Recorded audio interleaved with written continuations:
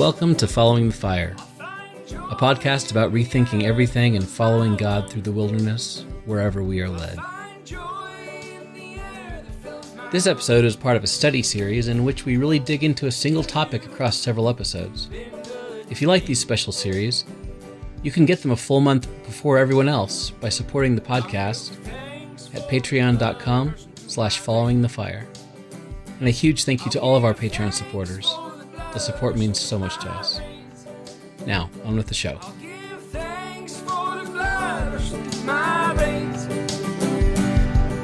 Because you are good to me.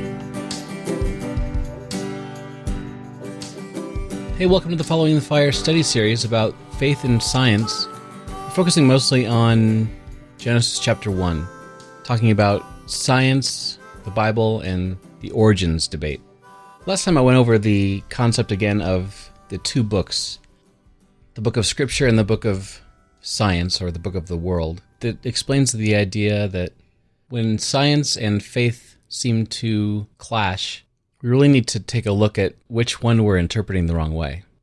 So as I promised last time, each one of these episodes I'm going to start out with a little bit of a cool animal or something, just to show the amazing science/creation that's out there. And this one kind of blew my mind. When I think of caterpillars, I think of a very quiet creature. But there are a few caterpillars out there that make really weird sounds. It's amazing. There's one particular moth called the squeaking silk moth, otherwise known as Rodinia fugax.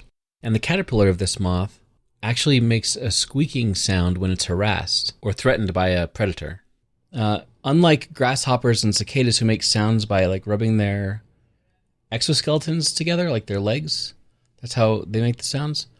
These caterpillars scream with their mouths, but they don't have really a respiratory system. So what they do is they suck in air into their gut and they squeak out basically a super high-pitched squeaky burp. And let me play this sound for you real quick.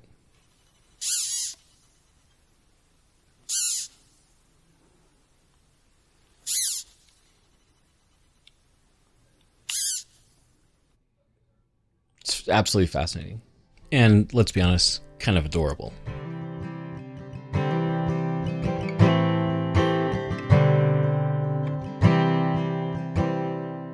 As we're starting to step into the world of Genesis 1, the first episode of this series, the study series, I kind of set up the groundwork for how the Bible and science really don't and shouldn't conflict.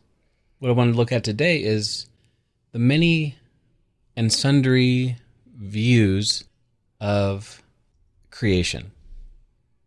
We tend to think, especially with the way some evangelical adjacent groups have really, really pushed the young earth stuff, we tend to think that either you believe in the Bible and you believe in a young earth, like 4,000 or 6,000 years old, whatever, or you are an atheist and you believe in millions or billions of years age of the earth and the universe.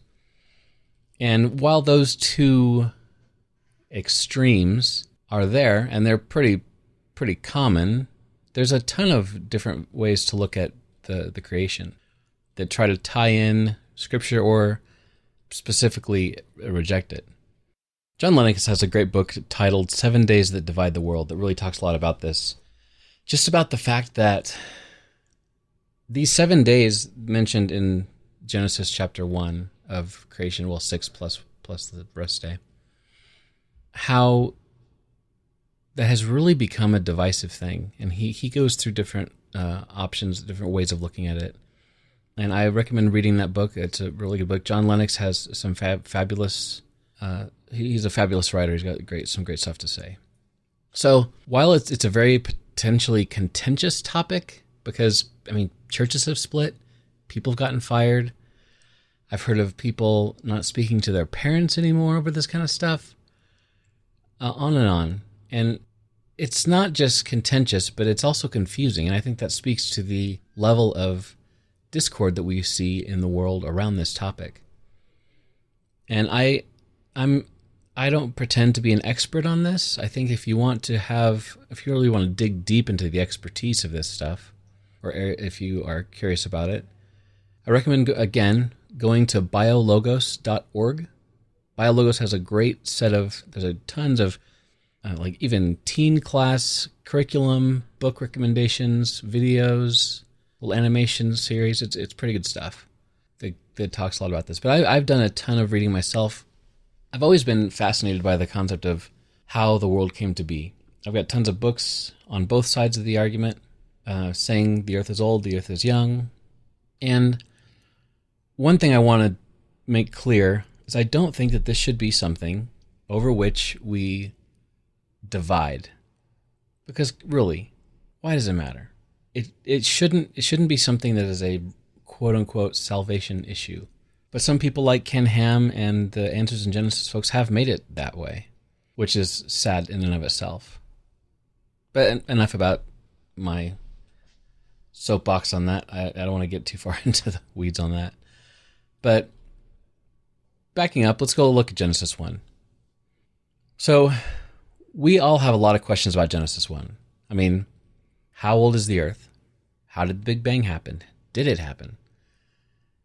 How many accounts of creation are there in Genesis 1 to 2?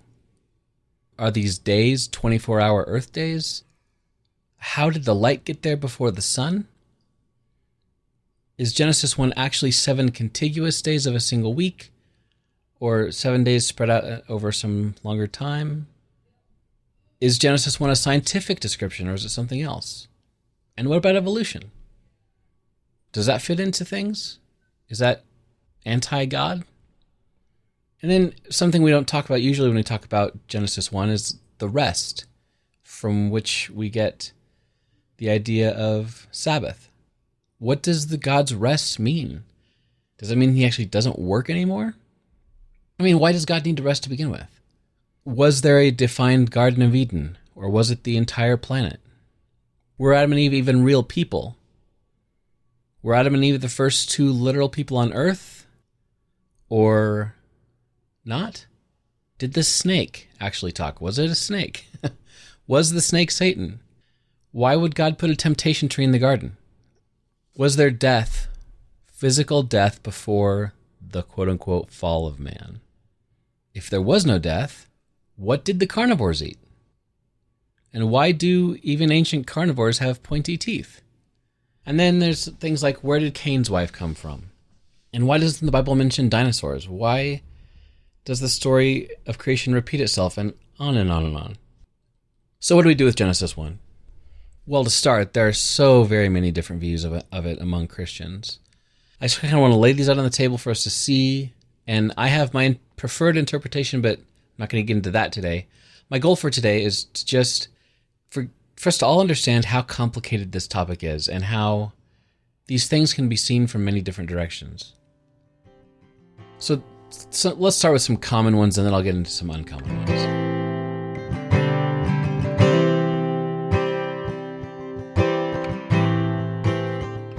The first set of interpretations that are pretty common, they can kind of be grouped under a term concordism. So some Christians approach the text of Genesis as if it has modern science embedded in it, or it dictates what modern science should look like. And this concordism, it kind of expands beyond just Genesis 1. It's the attempt to make scientific discoveries can coincide with the teachings of the Bible. So they believe that the Bible must agree or be in concord with all the findings of contemporary science. So science comes up and discovers something new, they figure out a way to make it work. Like light travels at a certain speed, and these lights are so far away in the sky. If it's a young Earth, how'd they get there so quickly? And then they have to come up with a way that happened to make it work. But all of it comes down to they only see one book, really. Science and the world should be seen through the lens of Genesis 1. So I've already mentioned the first one that I want to talk about. Young Earth Creationism. There's a quote from answersingenesis.org, which is the organization. Answers in Genesis is the organization set up by Ken Ham. Same guy who made the Ark encounter in Kentucky. It says on the website, God created the heavens and the earth fully formed and functioning in 6 days 6,000 years ago, around 4004 BC. The context of Genesis 1, as well as other places in Scripture, make it clear these days were ordinary 24-hour days. God's original creation was perfect, with no death or suffering. As you can see, very, very clear, definite, this is how it is. It makes it clear. And I've said before, anytime someone says things like, well, the Scripture is obvious, or the Scripture is clear, I kind of, as my kids would say, that's kind of sus. I can hear my children like screaming in the distance from saying that. Anyway, so this date that they have of 4004 BC-ish, this date was determined in the early 17th century by a guy named Archbishop John Usher in Northern Ireland. So what he did is he assumed that the Genesis 1 week was the creation of the earth, and at the end of the week, that was the starting point for humanity. So he took the genealogies given in Genesis to complete his calculation of the earth. You know, all the places it mentions this person begat that person, all that kind of thing. There's several of them in the Old Testament and the New as well, especially around Jesus. But, you know, there's genealogies. So what he did is he assumed, okay, Friday of the creation week was day 0. And then look at all the generations, assume 40-ish years per generation, plus the people who lived 900 whatever years, that kind of thing. Calculated it all, and he got to October 23rd, 4004 BC, by our calendar, is the day that humanity began. So this view, honestly, is rather anti-scientific.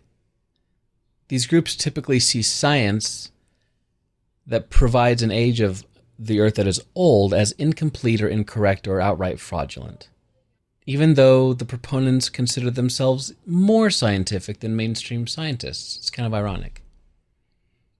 You take a date that is calculated by some random dude in 17th century Ireland, and that's more authoritative than science. I don't know.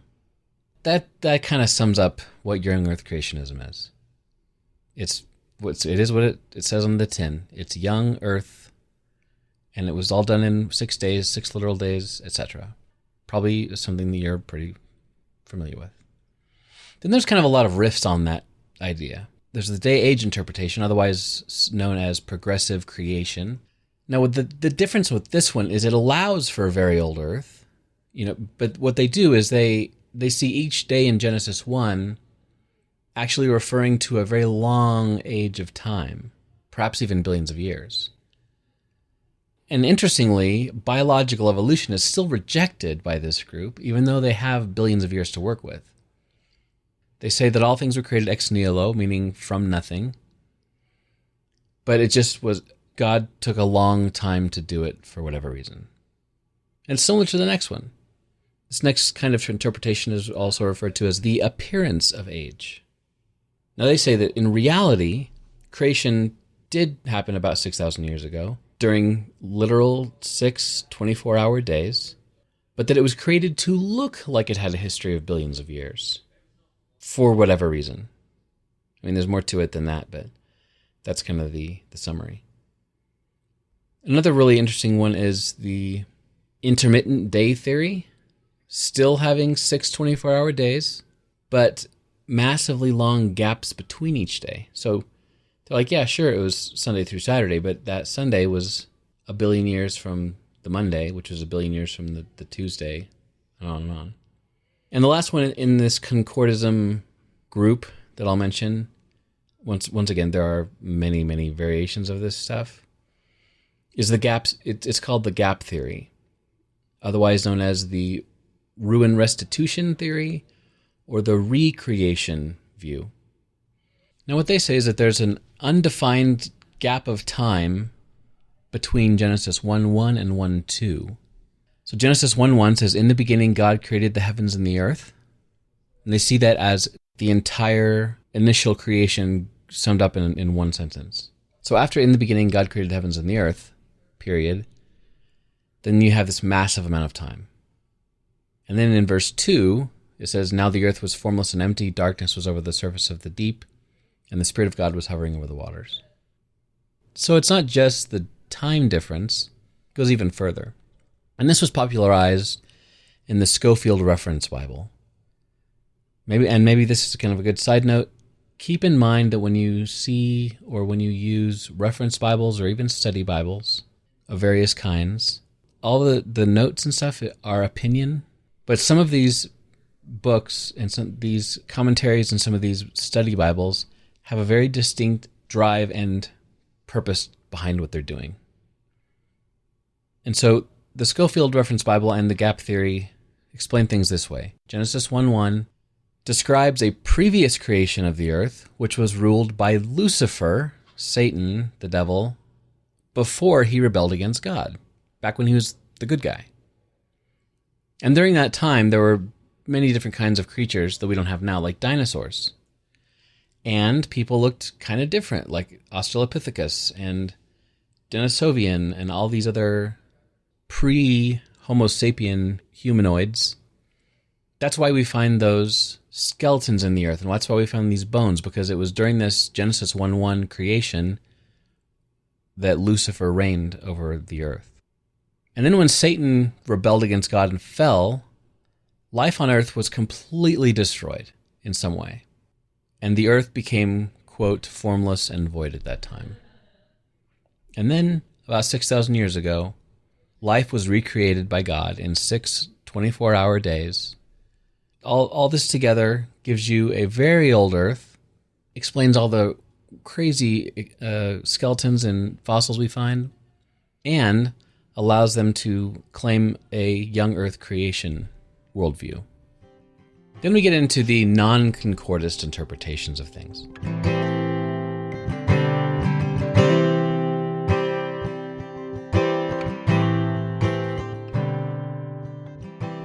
Now, non-concordist is kind of a general term, since all these interpretations are really all over the place. Basically, these interpretations do not see Genesis 1 as historical, scientific, chronological account of material creation of the universe.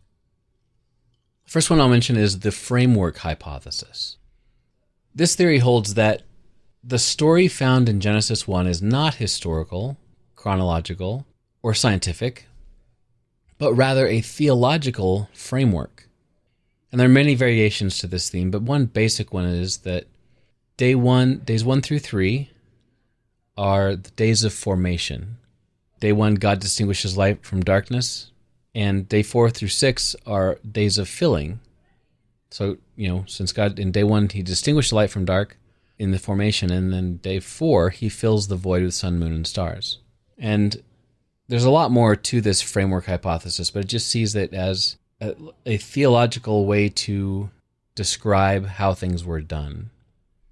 And like we always do, I'll put all these links in the show notes so you guys can track what I'm talking about and read up a little bit more if you want to, because there's a lot more to read on these things. I'm just kind of giving you the high-level view.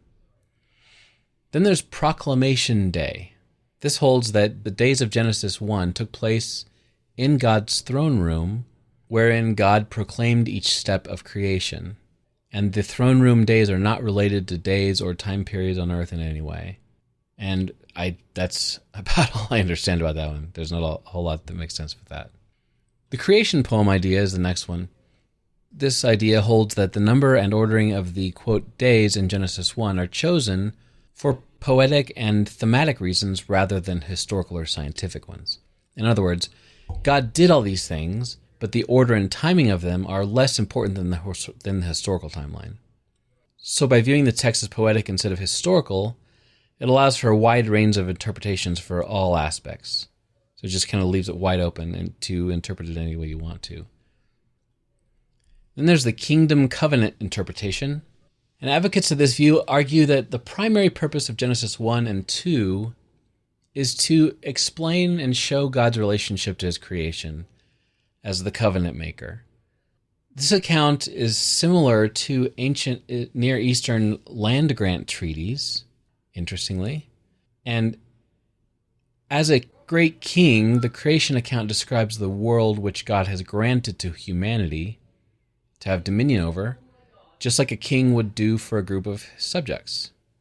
This means that the account is not actually about the physical creation of the universe, but trying to describe how God is making a covenant with his people. And then there's the cosmic temple view. This view is that Genesis 1 is kind of about God setting up and inaugurating the cosmos as his temple. And on day 7, he takes his place on his throne in that temple and begins his rule. Now, in this view, the text is not concerned with the creation of the physical universe at all, but on the role of humanity in it and assigning of purpose for all things, just like would have been done in the inauguration of a temple or the dedication of a temple. The things going into a temple are just normal, ordinary things. But once the priest or the god or the deity or however you want to put it, once that person deems this a holy place and that is a holy object, suddenly those things change their meaning and they have new purpose. So that's all of the pretty common non-concordist views, and there's a lot of overlap between those, and there's a few others that we won't get into. Suffice it to say, there's a ton of concordist and non-concordist ones, and there's a few that I kind of wanted to throw in there as well. They're very uncommon that are still interesting. There's hyperliteralism, which is taking the Bible creation account word for word while not allowing any room for interpreting portions of the text as being metaphorical, and not often leaving room for interpreting the text in context. Ideas off like this are where we get to things like geocentrism and flat earthers, because it describes a dome above the earth and pillars below, and if you are a hyperliteralist, you're going to say, oh, well, there must be literally a dome, and there must be literally pillars below the earth holding us up. And even young earth creation people don't get that literal. There's the six-day revelatory interpretation, meaning that Genesis 1 is a story of God telling Moses about the creation, and each day God told Moses about another aspect of the creation and gave Moses the evening and the morning to think about what it meant and write it down. So in this view, creation didn't happen in 6 days. It took 6 days for God to tell about it to Moses, which I think is it's a kind of a fascinating look at the text. I could have gone 1,000 years and never got that interpretation of it. But then there's the days of divine fiat interpretation, in which the story is from God's perspective in heaven, and since God's view of things is outside of time, the actual timeline is unknown. Even though they think it did happen that way, could have been, who knows how long it took. And then there's the creation of the garden, or local creation opinion, which says that the actual creation of the universe is in Genesis 1:1, and the rest of the account is about God just making the Garden of Eden. So Genesis 1:1, God created the heavens and the earth, that's everything. And then 1:2 and following is just about God creating that specific garden. And like I said, hundreds of variations, combinations of these things, and all this to just remind us how complicated this topic is and how complicated the Bible is. Everybody can read one thing, and everybody can come up with a different interpretation.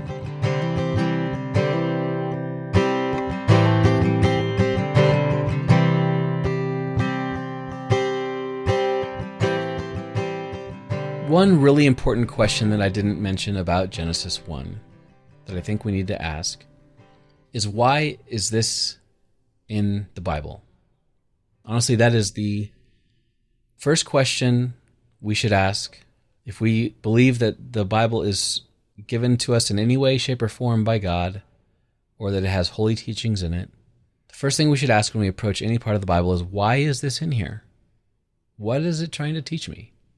And that's something that we need to really think carefully about, because that should inform all of our interpretation from that point on.